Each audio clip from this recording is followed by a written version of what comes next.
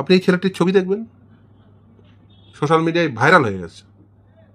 অভিষেক ব্যানার্জি, কাজরি বন্দ্যোপাধ্যায়, এরা কারা? মমতা ব্যানার্জির পরিবারের লোক, কেউ কাউন্সিলর, কেউ এমপি। তৃণমূল থেকে প্রেস মিট করে বলা হচ্ছে 2017 ছবি দেখে এত লাফলাফি করছেন কেন আপনারা? সিপিএম আমলে তো অনেক হয়েছিল। আচ্ছা, সিপিএম এর আমলে অনেক হয়েছিল, আমি তর্কের ক্ষেত্রে ধরে নিলাম, সেটাই সত্য। তৃণমূল আমলে হবে কেন? মানুষ তো ক্ষমতা পরিবর্তন করছে সেই কারণে। ছবি তো আপনি পাড়ায় গিয়ে খোঁজ নিন ওর বাবা কি করে। তৃণমূল বলতে পারবে যে ওর সঙ্গে সংসর্গতা ছিল না? মমতা বন্দ্যোপাধ্যায়ের পাড়ার ছেলে, মমতা বন্দ্যোপাধ্যায়ের পাড়ায় এখনো ওর বাবা বসবাস করে। ওর বাবা তো রাজনীতির সাথে যুক্ত না, তিনি এক সাক্ষাৎকারেই বলেছেন।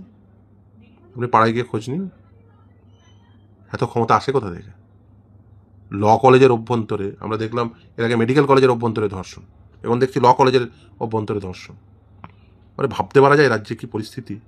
মেডিকেল কলেজ, ল কলেজ সুরক্ষিত না। মমতা ব্যানার্জি মানে কোনো জায়গাকে সুরক্ষিত রাখেননি।